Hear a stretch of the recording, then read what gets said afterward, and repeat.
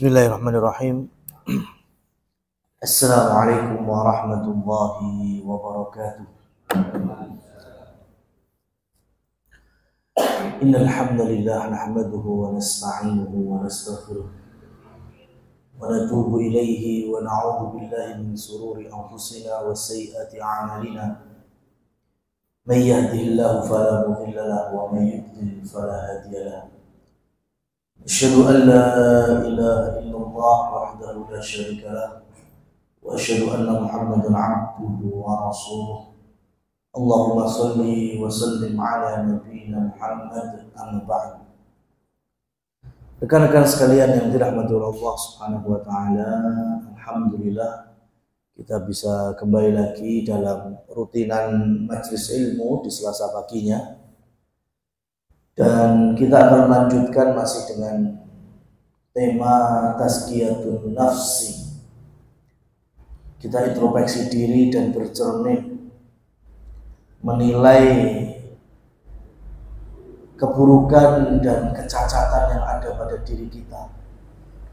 Karena memang manusia adalah tempat di mana pasti akan ada tergelincirnya, ada khilafnya, ada salahnya.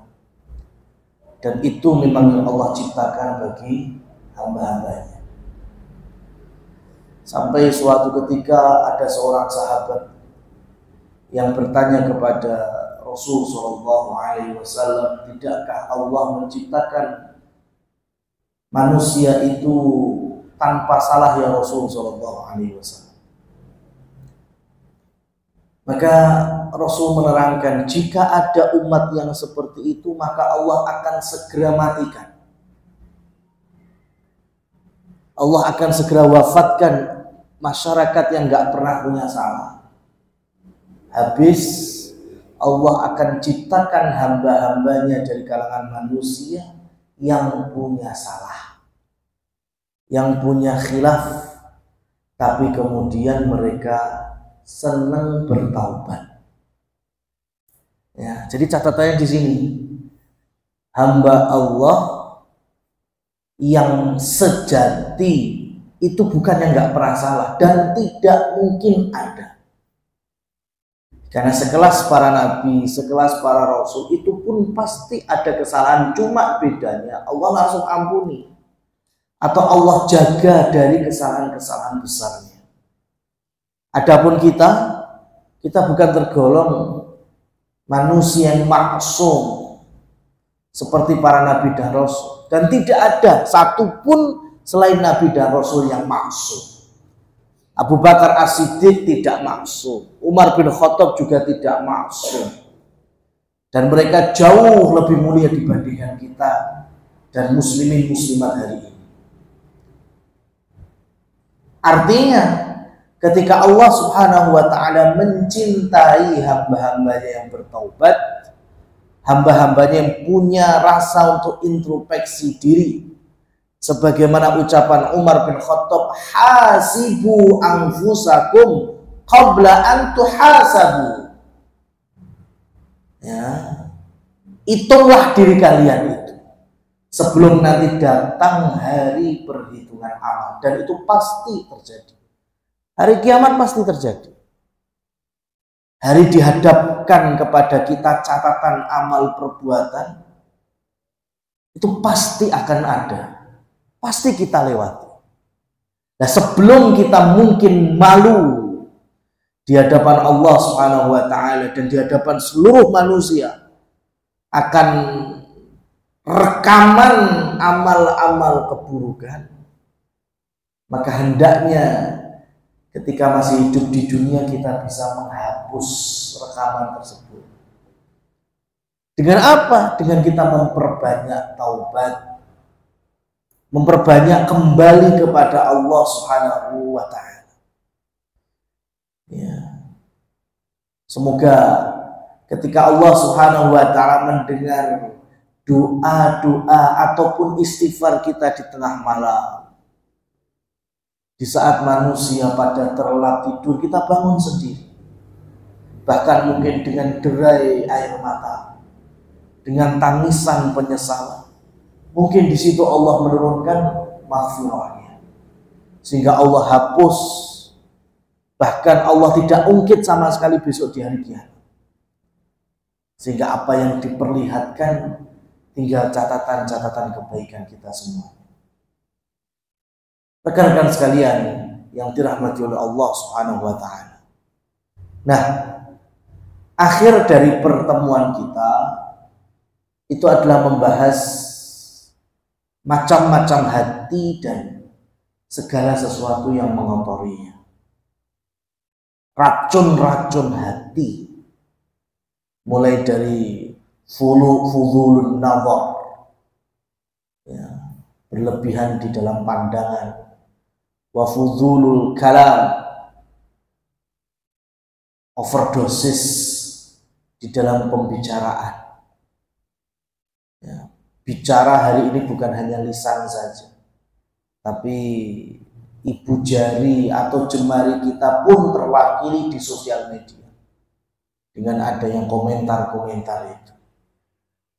Wa fudhulul mukhalafah, dan berlebihan di dalam berkomunitas, berkumpul, ya. Hidup itu lebih baik ketika kita banyak teman. Betul itu. Tapi pertanyaannya, teman yang seperti apa? Komunitas yang seperti apa? Ya, kalau komunitasnya ternyata komunitas yang membawa kebaikan, maka itu jauh lebih mulia. Betul. Pertemanan yang bisa mengingatkan kita kepada akhirat, lingkungan yang bisa menasihati kita untuk menjaga ketaatan kepada Allah, nah itu jelas terbaik. Tapi kalau ternyata lingkungan sebaliknya, kita hanya punya satu teman yang baik, satu teman yang soleh, dibandingkan lingkungan-lingkungan yang buruk, maka satu teman ini jauh lebih baik daripada punya banyak teman. Bahkan sendirian itu lebih baik. Kalau ternyata dengan sendirinya kita lebih terjaga agama kita. Banyak orang terjatuh karena dengan latar belakang sosial, kewuh karena teman, ya, sehingga hati pun bisa rusak karena condong pertemanan yang bernilai kemaksiatan. Nah, hari ini kita akan masuk ke bab berikutnya, yaitu asbabu hayatil qalbi wa aghdiyatuhun nafi'ah.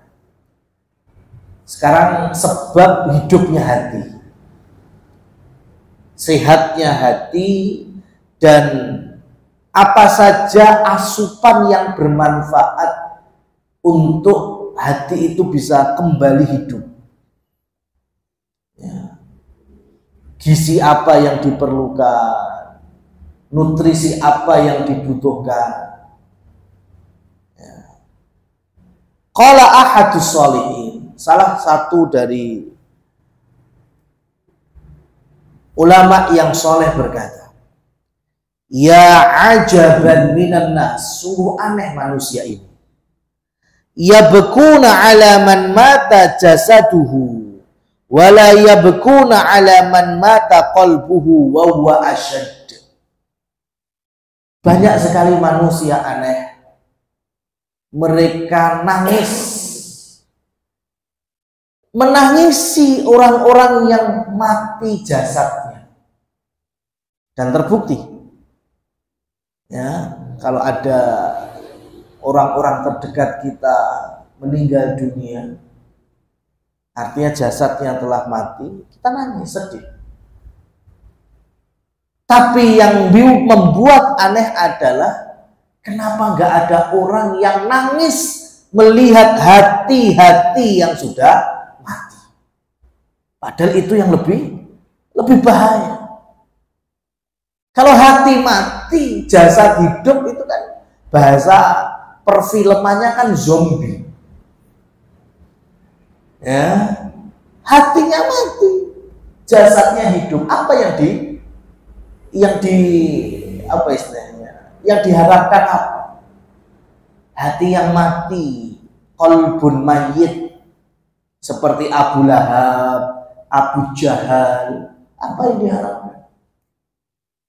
Isinya cuma menghina dakwah Rasul Shallallahu Alaihi Wasallam, menyiksa para sahabat-sahabat yang memulai agama Islam, merendahkan agama Allah dan Rasulnya. Ya. Hari ini ketika muncul orang-orang yang gak ada minat untuk melaksanakan minimal kewajiban saja, sholat juga enggak, ya, apalagi rukun Islam yang lainnya, zakat, puasa, haji. Ya, mereka cuma punya modal syahadat. Itu pun syahadat hanya lisan. Padahal yang disebut dengan keimanan itu kan mulai dari tasdiqu bil janan. Dia ikrarkan di dalam hati, yakin dimulai dari hati. Kemudian naik wa qaulun bil lisan, diucapkan. Salah satunya dengan asyhadu an la ilaha illallah wa asyhadu anna muhammadar rasulullah. Ya, cukup belum? Wal a'malu bil arkan, dan perbuatan atau aktivitas dengan organ tubuh maupun amal perbuatan yang lain. Itu yang membuat masyarakat jahiliyah di zaman Nabi Muhammad SAW nggak mau bersyahadat, karena mereka sangat paham konsekuensinya. Mungkin lisan mereka bisa, tapi praktek di lapangan mereka nggak mau itu, menjauhkan dari berhala-berhala, menjadikan Allah sesembahan satu-satunya. Itu yang nggak mau. Ya. Kenapa Fir'aun tetap dicap menjadi manusia yang paling sombong?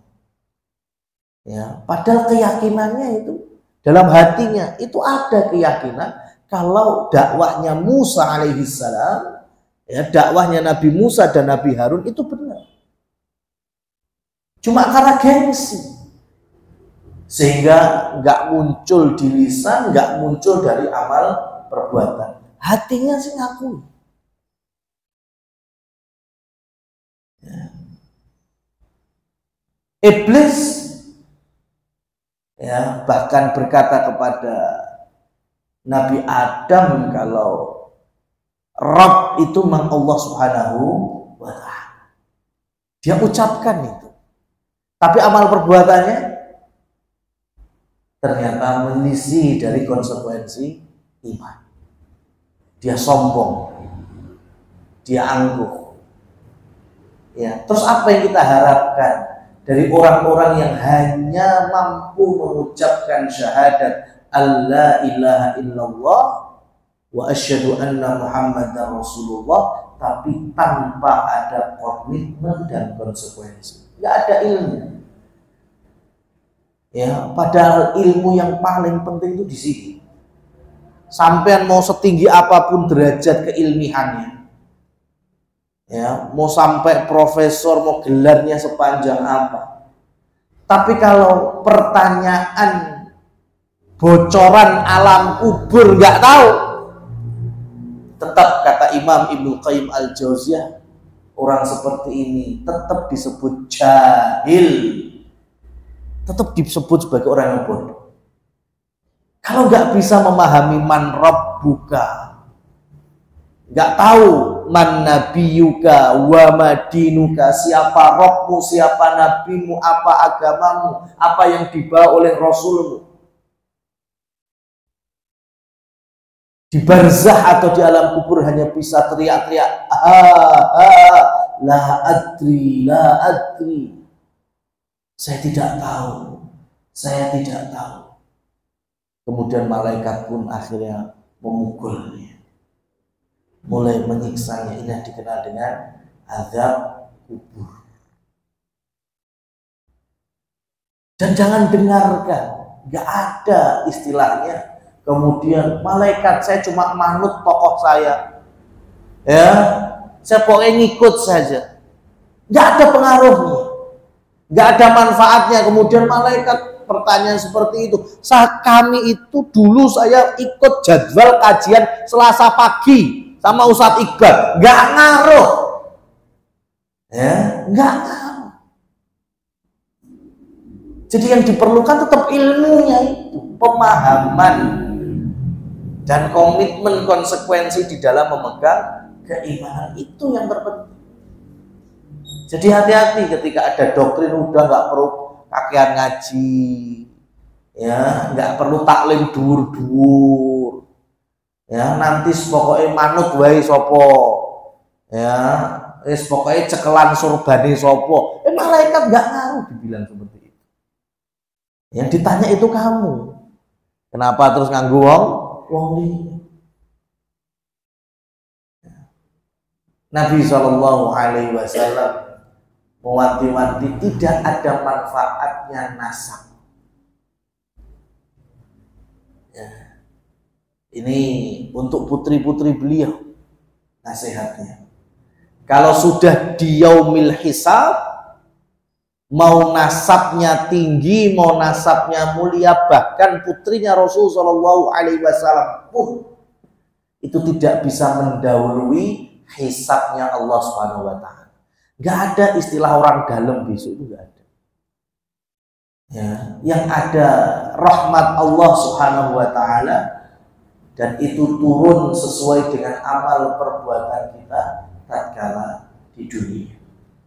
Orang nasabnya tinggi, darah biru, keraton, kesultanan, ya, keluarga Nabi, keluarga para Rasul. Kalau memang amalnya buruk, ya dia tetap akan mendapatkan balasan yang adil dari Allah. Seperti putra Nabi Nuh yang bernama Yam atau Kan'an, tetap Allah masukkan ke neraka. Seperti ayahnya Nabi Ibrahim alaihi salatu wassalam, Azar. Padahal ayah yang kemudian punya anak bergelar kekasih Allah, Khalilullah. Tapi besok nggak ada manfaatnya nasabnya.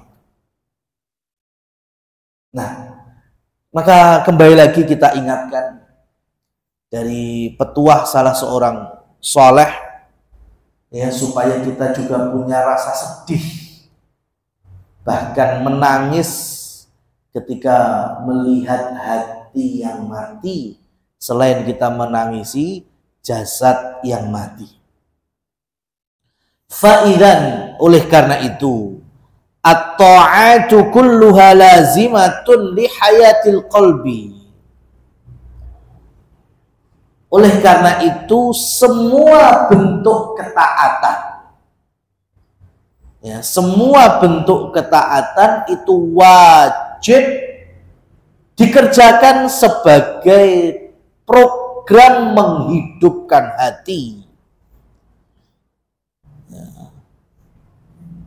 Wa nahussu hadhihi bidzikri, zikrullah azza wa jalla wa tilawatil Qur'an wal istighfar wad du'a was salatu 'alan nabi wa qiyamul lail. Dan lebih khususnya, kata beliau, ringkesnya amal-amal ketaatan yang mampu untuk menghidupkan hati adalah zikrullah. Banyak-banyak zikir. Kemudian tilawatul Quran, ya, baca Quran. Wal istighfar, banyak-banyak istighfar. Wad du'a, berdoa. Wassalatu ala nabi, dan bersolawat kepada Nabi. Dan yang kelima adalah qiyamul lail, menghidupkan malam dalam beribadah. Nah, 5 ini obat dari hati yang sakit atau obat dari hati yang mati. Dan semuanya insya Allah gratis. Ya, gratis, nggak mengeluarkan duit sama sekali. Zikrullah, ya, cukup dengan lisan. Kalau kita pengen sesuai dengan beberapa bilangan yang diperintahkan. Seperti subhanallah wa bihamdihi 100 kali dalam sehari. Nah, itu kan kita bisa menggunakan ruas-ruas jari atau jari jemari. Ya. Kemudian mungkin kalkulator HP juga bisa. Ya, simple bisa. Atau ketika habis sholat ada subhanallah, ada alhamdulillah, ada Allahu Akbar 33 kali. Ya, ini yang terbilang. Yang nggak terbilang, yuk bebas. Kita mau berapapun tanpa harus menentukan jumlahnya. Ini contoh zikrullah. Wa tilawatil Quran. Kemudian membaca Al-Quran. Di zaman Rasul SAW kan yang sebaya dengan Nabi, bahkan menjadi provokator di dalam memusuhi dakwah Nabi, itu kan Abu Jahal. Tapi Abu Jahal itu sebetulnya bukan yang paling utama, karena sebetulnya punya paman yang lebih senior, lebih pinter, dan jauh lebih kaya. Ya, lebih senior. Dan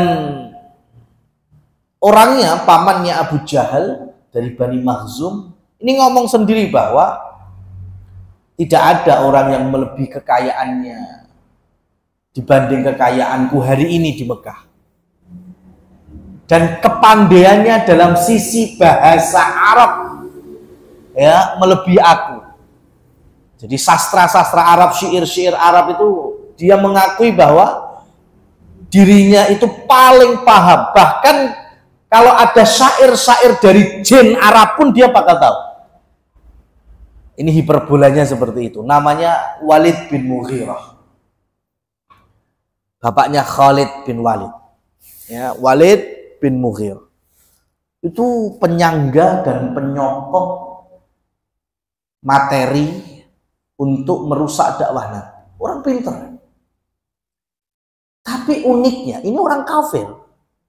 Pentolannya musyrikin Mekah, Quraisy.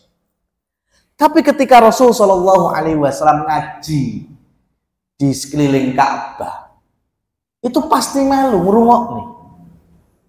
Karena tadi, dia itu sangat paham syair-syair Arab. Dan dia meyakini kalau Al-Quran atau yang sedang dibaca oleh Nabi, ayat-ayat suci, itu bukan syair. Manusia nggak mungkin bisa nyiptakan ini. Akhirnya ketika ada orang yang bertanya bagaimana pendapatmu tentang yang dibaca oleh Muhammad, apa jawabannya? Wa inna fihi la halawatun. Sesungguhnya di dalamnya, maksudnya di dalam ayat-ayat Allah itu ada rasa yang manis, ada halawah, ada kelezatannya. Ya. Sehingga Abu Jahal ketika mendengar itu memprovokasi, jangan sampai masyarakat yang lain mendengar seperti ini. Sampai kudu gawe narasi liya terkait dengan Al-Quran. Tapi yang namanya barang apik dicap elek piye, Mas? Susah mikirnya. Ya, ini Al-Quran, kata Walid bin Mughirah, ini baik, manis. Lah kok dikon ngomong elek. Akhirnya dia kan berpikir keras. Dan Allah abadikan di dalam surat Al-Mudaththir. Ya, ada ayat fakkara wa qaddar. Ya. Fakutila kaifa qaddar. Thumma qutila kaifa qaddar. Thumma nadhar. Thumma abasa wa bashar. Thumma adbara wastakbar. Faqala in hadha illa sihru yu'thar in hadha illa qaulul bashar. Allah abadikan itu. Jadi Walid bin Mughirah akhirnya sampai berpikir keras. Apa ya enake diomong apa ya? Ya, maka dia pun akan Allah azab karena persangkaan buruk terhadap Al-Qur'an. Dia mati dengan dugaan yang salah terhadap Al-Qur'an. Padahal hatinya sebetulnya menerima itu. Sehingga dia pun punya pandangan, summa nazar. Ya, kemudian mulai dia membelakangi Al-Qur'an.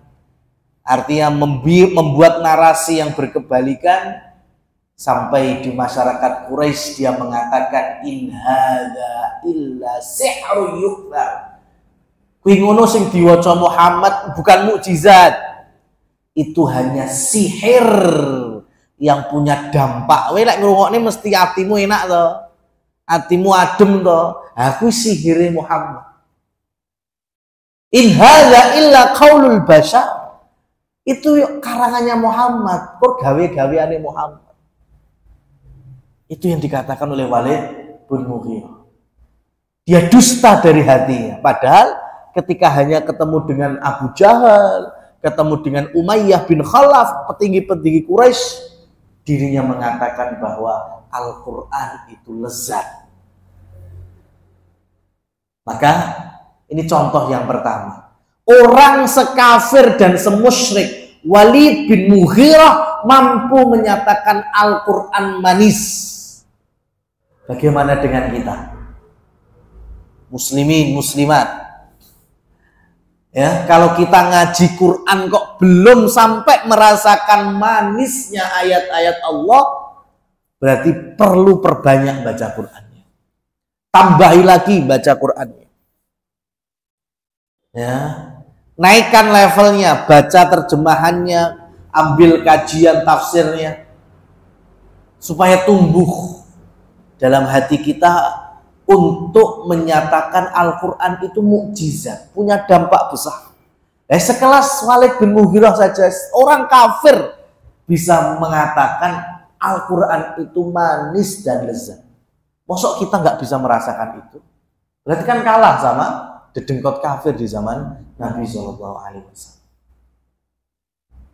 Maka benar ucapan Utsman bin Affan, orang beriman, hamba Allah, ahli Quran, lam yashba' nafsuhu min tilawatil Quran.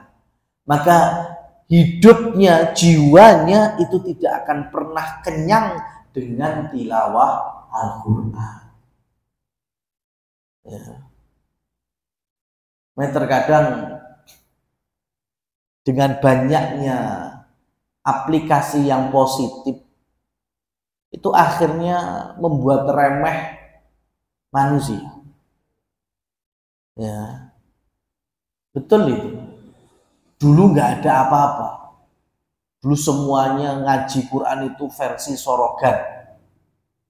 Kita ketemu kiai, kita ketemu guru Quran, ya bahkan belum ada listrik pun pakai sentir, pakai obor, ya habis maghrib kita ngaji itu masih pakai teori Baghdadi yang sawi, gitu, alif fathah a, alif kasroh i, alif dhamma u, a i u, itu kan metode yang zaman ya, masya Allah. Tapi saya masih ingat, satu kampung itu bisa baca Quran semua. Ya, itu like metu kau musola itu kadang pipine ireng-ireng coreng cemong-cemong karena asap obor. Ya, karena saya masih ingat saya itu lahir dan pokoknya masuk awal ngaji itu listrik belum masuk kampung orang tua. Ya, jadi saya masih mengalami nganggo sentir, nganggo obor, ya keluar musola cemong-cemong itu saya merasakan. Tapi semuanya yang sebaya dengan saya, yang artinya dulu ngaji bareng itu satu kampung itu bisa baca Quran semua. Sekarang masya Allah buku enek wus 3 kali pertemuan lancar baca Quran, masya Allah loh, ya kan? 6 jam mahir tilawah, waduh. Tapi Nggak banyak orang yang kemudian bisa baca Quran, kan aneh. Kecanggihannya ada, teorinya baik. Ya, coba aplikasi di Play Store sudah ada sampai apalagi one day one juice apa meneh, kan? One day one novel. Ya. Tapi ternyata ya alhamdulillah ada yang bisa ngaji sehari sejus, bersyukur, kita support. Tapi kan kemudian ada yang aras-aras. Apalagi yang sudah kajian nggak mau ngaji, wah ini bahaya lagi. Ya, bahaya. Dikira oleh kajian, taklim, terus meninggalkan ayat-ayat Quran, enggak, harusnya malah semangat. Ya, harusnya lebih semangat. Menunggu kajian bisa dengan baca Al-Quran. Entah ketemu 1 ayat, 2 ayat enggak apa-apa. Ya, menunggu waktu luang, menunggu azan iqamah di masjid sudah ya bisa dengan baca Al-Quran, bisa dengan doa.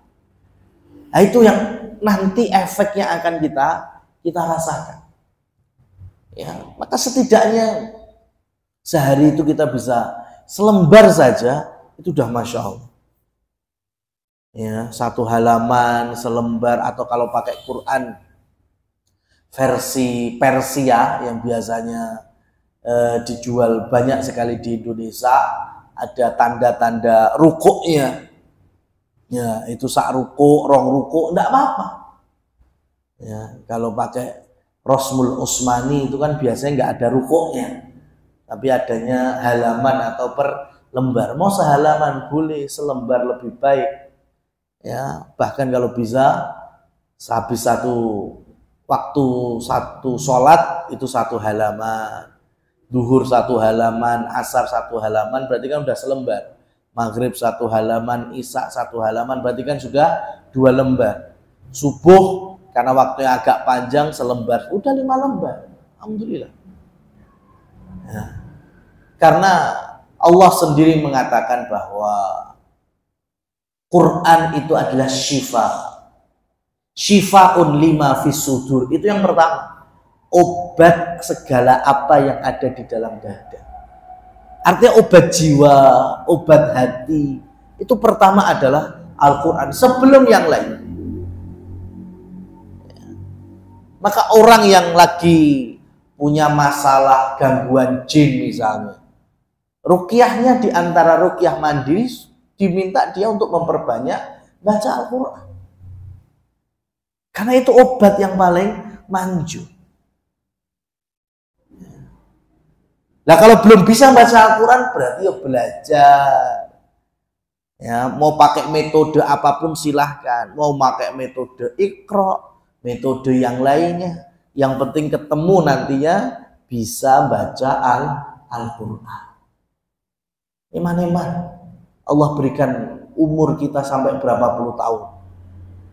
Ya. Kemudian di sepanjang usia yang Allah amanahkan, mosok kita nggak mau untuk membaca firman-firmannya. Ya, Al-Quran dengan bahasa Arab yang saya maksudkan. Bukan The Holy Quran, bukan Quran terjemahan yang terjemahannya aja bukan.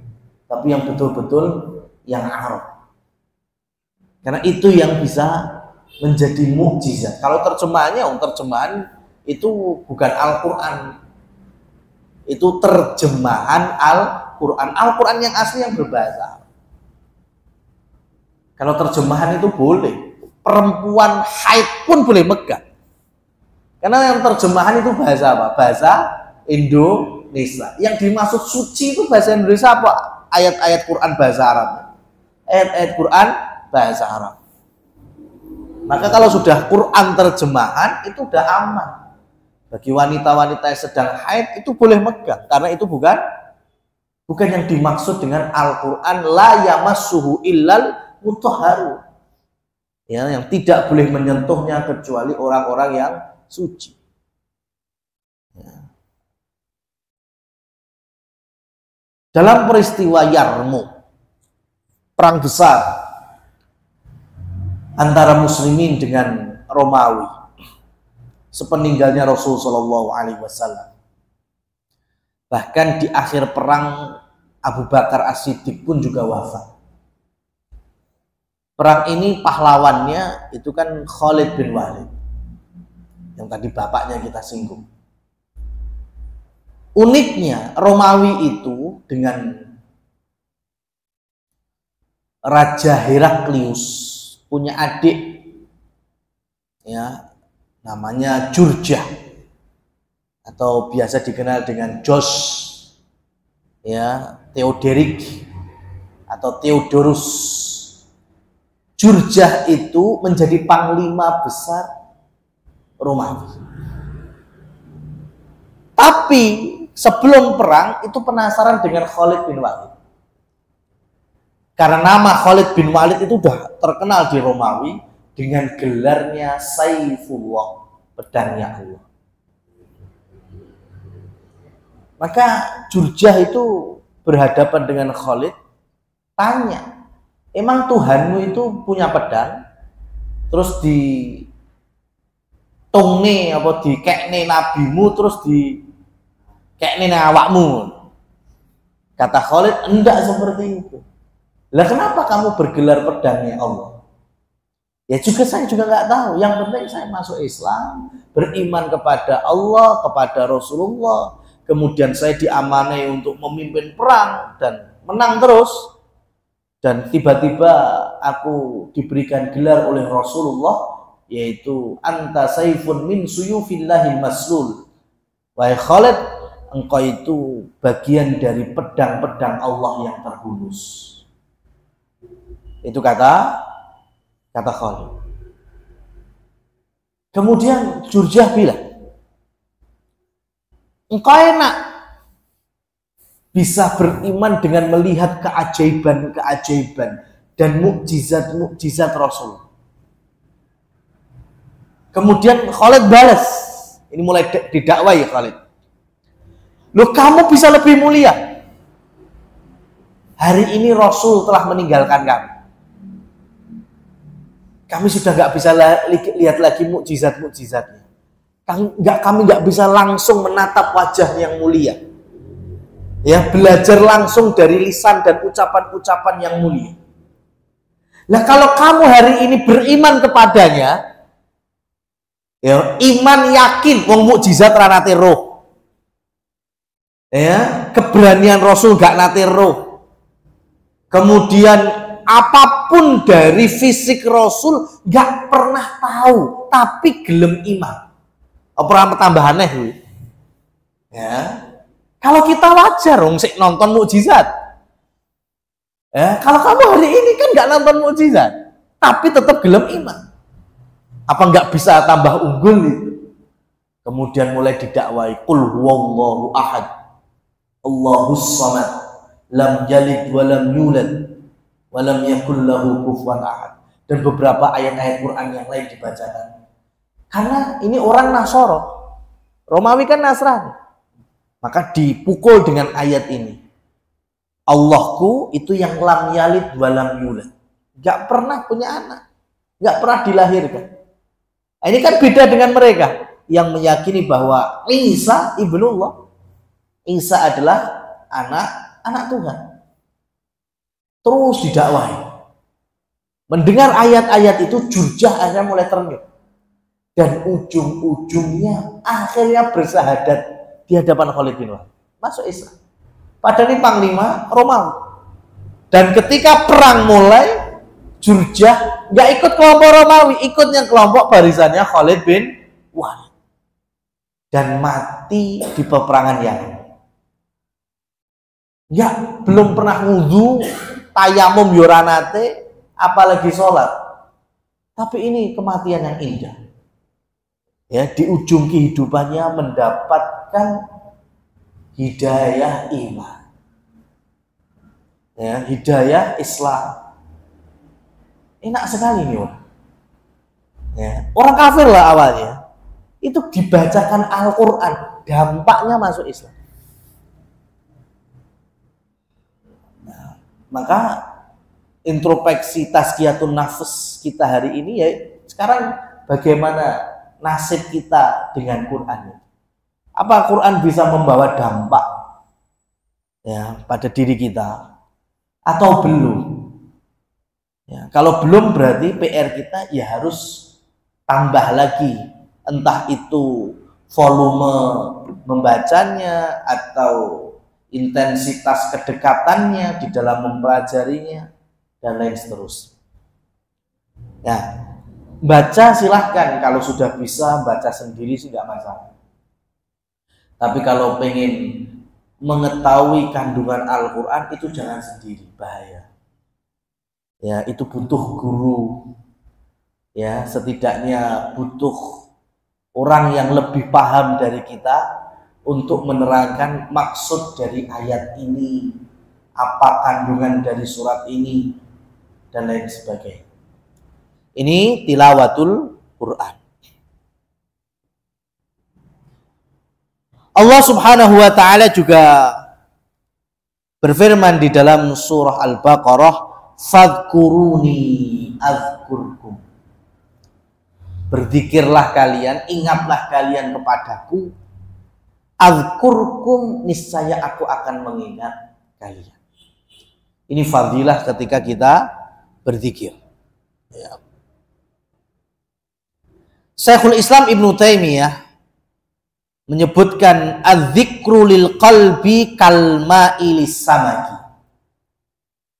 Pengaruh zikir untuk hati itu ibarat air untuk ikan. Ikan nggak ada air, sudah dipecel lele. Fa kaifa yakunu halas samaki idza ukhrija minal ma'? Bagaimana kondisi ikan kalau dia dikeluarkan dari air? Mesti bingung, kejet-kejet dan lain seterusnya. Wa qad dzakara Imam Syamsuddin Ibnul Qayyim ma yaqrabu min thamanina faidah fi kitabihi Al-Wabilus Sayyib fanangkul ba'dhuha biidnillah wa nansah bil audah ilal kitabil madhkuril azim nafa'ahu. Nah, begitu pula muridnya. Dalam masalah zikir, Imam Ibnu Qayyim Al-Jauziyah, muridnya Imam Syekhul Islam Ibnu Taimiyah, menyebutkan 80 faedah. Dalam zikir itu ada 80 faedah. Itu kan berarti banyak sekali. Nah, kebanyakan orang itu salah memahami. Ya, 80 itu satu untuk rezeki, loro untuk sehat. Golek rezeki mocone apa? Engko lek sehat mocone apa? Itu yang salah di dalam memahami. Karena Al-Qur'an itu semuanya adalah zikrullah. Semuanya punya faedah. Mau buat kesehatan bisa, mau buat rezeki-rezeki seperti rezeki materi dan lain seterusnya juga bisa. Yang dikuatkan supaya kita tidak salah memahami, jangan hasilnya itu. Akhirnya niat kita kan sing dunyone kuwi. Tapi niatkan untuk ibadah, untuk menyirami hati kita supaya hati kita sehat dan hidup. Ya. Maka memang beda lingkungan yang sudah terbentuk. Ya, seperti hanya kalau di Saudi, di dua kota suci ya khususnya di Mekah dan Madinah, dan di dua masjid suci, Masjidil Haram Mekah dan Madinah. Yang paling kelihatan itu di Masjid Nabawi, karena lebih tenang, lebih nggak serial Masjidil Haram Mekah. Itu kan banyak kita temui satu keluarga. Biasanya di malam weekendan mereka, malam Jumat ya, Kamis malam atau Jumat malam, itu satu keluarga berangkat ke masjid bareng. Biasanya ba'da asar nunggu maghrib, atau maghrib kemudian nunggu isya. Lah kan ada waktu nunggu itu di pojokan pagar-pagar Masjid Nabawi itu mereka kumpul. Ya, kadang bawa tas isinya teh, ada kurma, ada cemilan apa. Kemudian nggak jarang kita temui kepala keluarga, ayah atau suami gitu, itu memberikan tausiah, ngajari anak-anaknya, atau bahkan kadang Quran yang dibaca. Itu melihatnya itu Masya Allah. Ya, masalah di Indonesia tempat nongkrongnya beda. Ya, yang kalau bisa jauh dari masjid. Ya, bukan malah dekat dengan masjid. Kan lumayan itu dari ba'da maghrib sampai isya itu ketemu 50 menit, sejam. Ya, bayangkan anak-anak yang masih balita itu hampir setiap pekan dididik.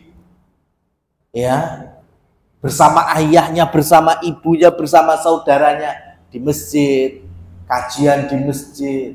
Belum ketika yang bawa kurma agak banyak, anak-anak lakinya dikasih styrofoam satu-satu itu, jalan kalau ada orang lewat dikasih. Ya. Sing dua model cuma kresek plastik, yo disobek-sobeki buat orang lewat untuk naruh sendalnya. Itu kan melatih semuanya. Ya, menghidupkan ketaatan, ya, bersedekah, membantu orang. Itu di lingkungan masjid. Ya, makan bareng. Ya, Masya Allah. Ini efek kalau lingkungan sudah baik, salah satunya seperti itu. Ya, jadi jangan cari tempat yang malah jauh dari masjid, lah iso malah dekat dengan banyaknya maksiat, ya, ngajak keluarga malah di tempat-tempat di situ ada joget-jogetan, tarian-tarian, ya akhirnya anaknya ya kaya sapi dipecuti, ya kan, ya, angel kandanane, kemudian bedigasa, ya karena yang membentuknya bukan dengan ketaatan tapi dengan keburukan. Ya. Kemudian di sini juga disebutkan, ya, catatan terakhir kita dalam kajian Tazkiyatun Nufus hari ini, selain tadi zikrullah, tilawatul Quran, wal istighfar. Ya, Imam Hasan Al-Basri menyebutkan istighfaruna yahtaju ilal istighfar. Istighfar kita itu masih membutuhkan istighfar lagi. Karena kita manusia. Ya. Jangan kemudian kita punya slogan, oh kalau saya ini dosa tobat, dosa tobat, dosa tobat. Ya, kayak tobat sambal jadinya. Enggak apa-apa. Terus lakukan pertobatan itu. Ya, jangan dengar bisikan-bisikan setan, tobatmu ora bakal ditompo. Wong bar iki kowe nglakoni. Siapa dia yang mengatakan demikian? Yang mengampuni, yang memberikan maghfirah, yang menutup dosa-dosa kita, menghapus catatan amal kita, itu Allah Subhanahu wa Ta'ala. Ya, kita salah tobat, salah tobat, salah tobat. Enggak apa-apa. Semoga tobat kita yang kesekian kita nggak tahu, itu yang kemudian bisa menjauhkan kita dari perbuatan-perbuatan yang selama ini kita sering kerjakan. Ya memang sih, di antara tanda kita pengen bertaubat, taubatan nasuha, itu memang ada an-nadem, ada rasa penyesalan. Sehingga kalau kita punya penyesalan, balik itu kan nggak mau. Ya, penyesalan yang dibentuk, aku ini melakukan dosa. Ya, dosa ini aku lakukan padahal aku berdosa kepada Allah Subhanahu wa Ta'ala. Zat yang menghidupkan aku, ngerejekeni aku, mengatur aku macam-macam. Kan jadi pekewuh kalau punya rasa penyesalan seperti itu. Dan yang kedua, diantaranya kita punya keyakinan, komitmen untuk tidak mengulangi lagi. Nah, terkadang kita mengulangi lagi, ada faktor intern, ada faktor ekstern. Kalau faktor ekstern biasanya lingkungan, ya berarti harus jauh dari lingkungan sebelumnya. Ya, Kalau faktornya intern berarti kita harus mengisi program yang lain supaya faktor intern itu tidak menguasai hawa nafsu kita. Ini diantaranya tambahannya. Ketika kita sudah beristighfar, kita juga ada penyesalan, kemudian keyakinan tidak akan mengulangi lagi. Kalau kaitannya dengan urusan manusia, hak-hak mereka, ya harus kita kembalikan. Ya, kalau kita salahnya karena menghina, ya minta maaf. Ya, kalau kita salahnya memfitnah, ya kita harus minta maaf kepada yang bersangkutan. Kemudian syukur-syukur kalau dilanjutkan dengan memperbanyak sholawat kepada Rasul Shallallahu Alaihi Wasallam dan bangun tengah malam, yaitu melakukan qiyamul lail atau tahajud. Ya, karena dakwah Nabi pertama di Madinah itu hanya menyebutkan poin-poin kunci surga.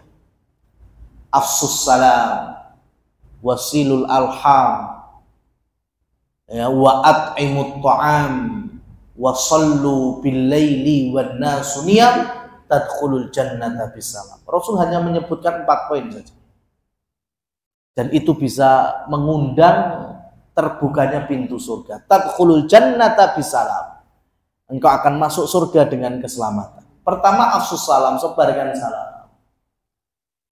Wasilul arham, sambung tali silaturahim. Wa at'imut ta'am, saling berbagi makanan. Ya, mentraktir temen, itu pahalanya besar. Ya, tapi ojo jaluk ditraktir. Sing traktir pahalanya gede. Ya, lek sing jaluk lah kuwi sing, ya, jangan keseringan gitu, Mas. Wa shallu bil laili wan nasu niyam, dan salatlah kalian di waktu manusia pada terlelap tidur. Apa artinya? Qiyamul lail. Karena qiyamul lail itu membawa dampak akan hidupnya hati. Tanyalah orang-orang dulu, orang-orang tua yang mungkin sudah menjaga tahajudnya 30 tahun mamanya, 40 tahun. Nah, itu pasti ceritanya itu uripe enak. Ya, ora akeh masalah, tenang. Seakan-akan setiap ada permasalahan Allah berikan petunjuk. Itu dampak istiqomah qiyamul lail. Wallahu a'lam bishawab. Inilah tadi poin-poin nutrisi hati sehingga hati bisa hidup dan sehat. Ya, waktu dan tempat kami kembalikan ke moderator.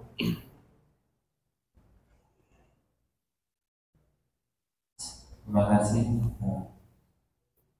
Tadi telah disampaikan kajian untuk puasa pagi bagi rekan-rekan yang ada pertanyaan.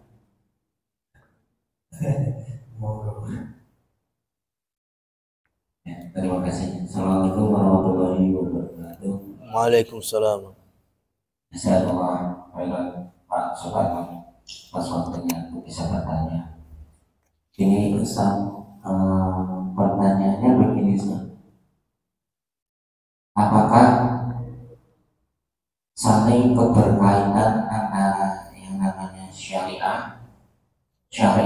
dan religius? Begitu kan?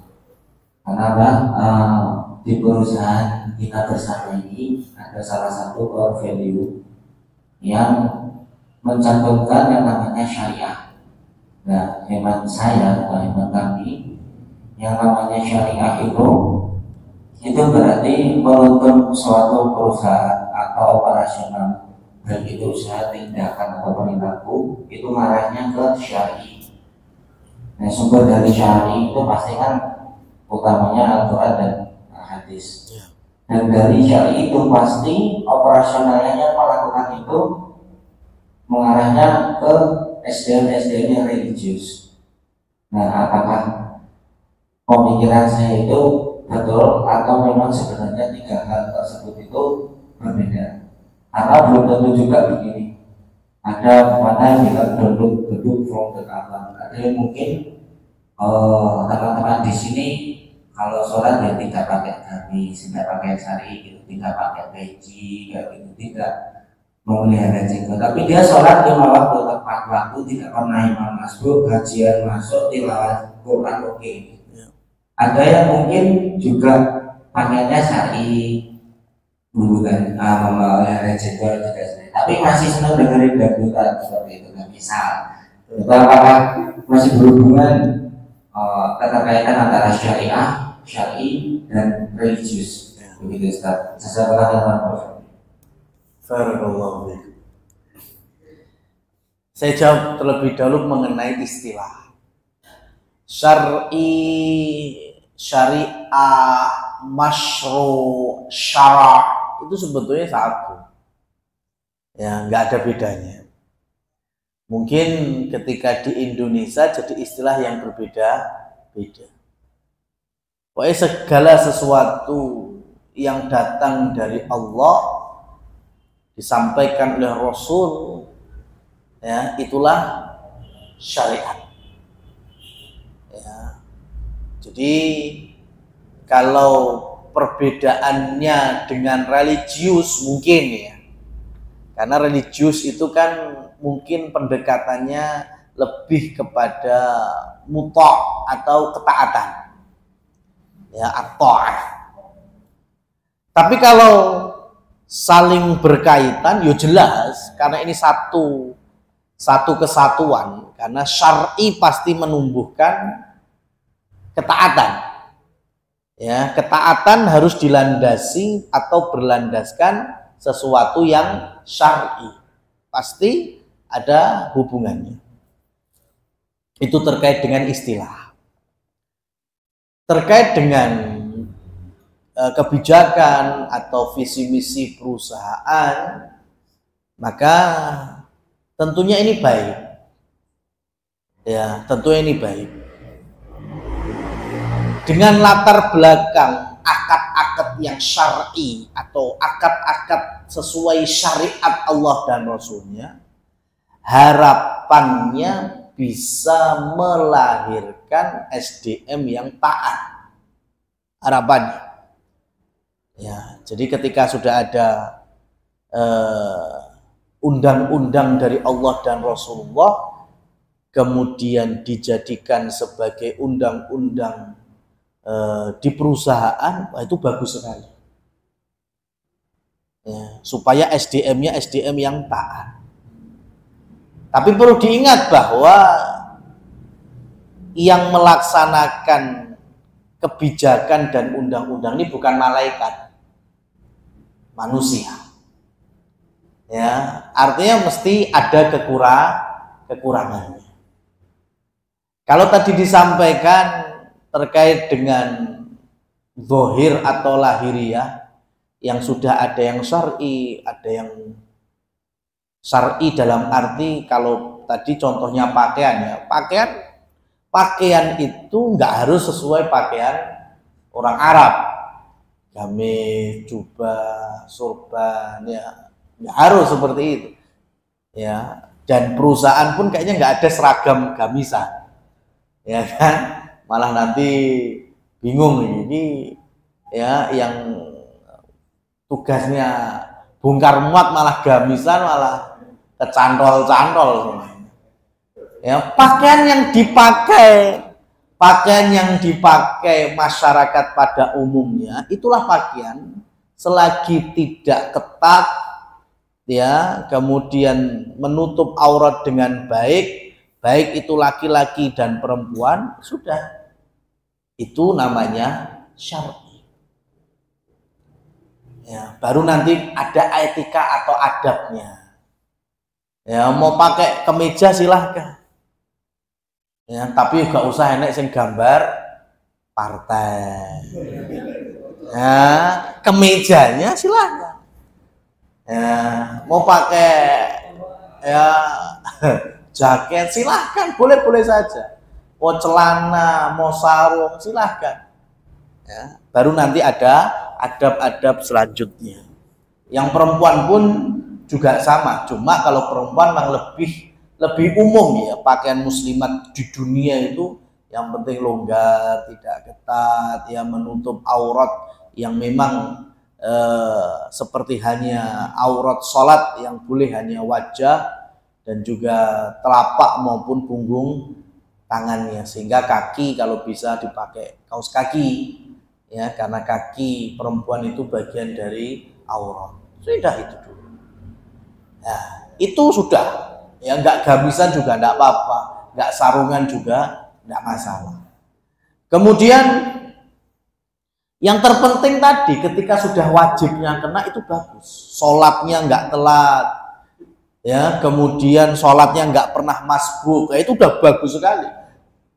Ya, cuma nanti di sisi lain volumenya ditingkatkan, ya, qobliyah ba'diyahnya juga, nah itu udah tambah bagus lagi, ya, kemudian ngajinya juga tambah, lebih bagus lagi.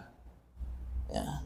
Nah, kalau wajibnya sudah istiqomah, insya Allah kelanjutannya itu akan lebih mudah. Ya, asalkan tidak menjatuhkan diri ke dalam kemaksiatan. Ya, takutnya tadi sholatnya dia ajek, umpama ya, tapi kok dia juga sering nonton dangdutan. Lah ini bahaya. Ya, mungkin nonton pertama nggak setannya masih bisa menguatkan sholatnya. Ya, nonton yang kedua lumayan. Nanti sudah nonton sing kepiro itu setannya ganti. Alah sholat yang gosek. Nah ini bahaya. Ya, karena kebaikan itu tidak akan pernah bisa bercampur dengan keburukan. Ya, apalagi kemudian sampai nontonnya di luar kota. Ya, akhirnya sholat terapopo, kowe ning kono, kowe kan musafir. Orang itu boleh mendapatkan rukhsah safar, ya, menjadi musafir, boleh menjamak, boleh jamak qashar, boleh mengqashar sholat yang jumlahnya 4 rakaat, itu kalau safarnya safar mubah minimalnya, atau safar yang masyru' yang disyariatkan. Dari Solo mau kemana? Ke Jakarta, ngapain? Nengok ibu. Nah itu silahkan, itu dapat rukhsah. Dari Solo mau kemana? Ke Madura, ngapain? Mau ada walimah adik nikah, silahkan. Mau jamak, mau qashar boleh. Ya. Dari Solo mau mana? Ke Bandung, ngapain? Nonton konser nih. Nah itu nggak ada itu rukhsah, ya, musafir itu nggak ada. Ya, adanya banyak istighfar lah itu yang ada. Ya, banyak istighfar. Lah itu malah yang dibutuhkan. Sehingga kalau wajibnya nanti sudah bisa istiqomah tanpa jatuh ke dalam maksiat, artinya maksiat yang besar ya, insya Allah lahiriah berikutnya seperti syariat untuk memelihara jenggot, atau mungkin nantinya pakai celana di atas mata kaki bagi laki-laki, itu lebih mudah. Ya, jadi namanya beramal itu nggak bisa instan, ditumbuhkan step by step, butuh sabar.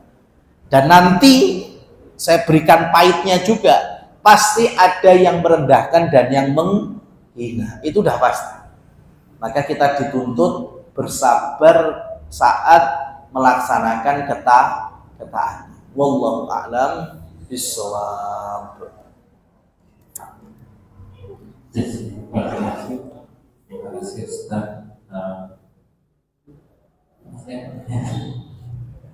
Monggo Ustaz Ahmad ada pertanyaan lagi? Oh tidak ada. Terima kasih. Demikianlah kajian Selasa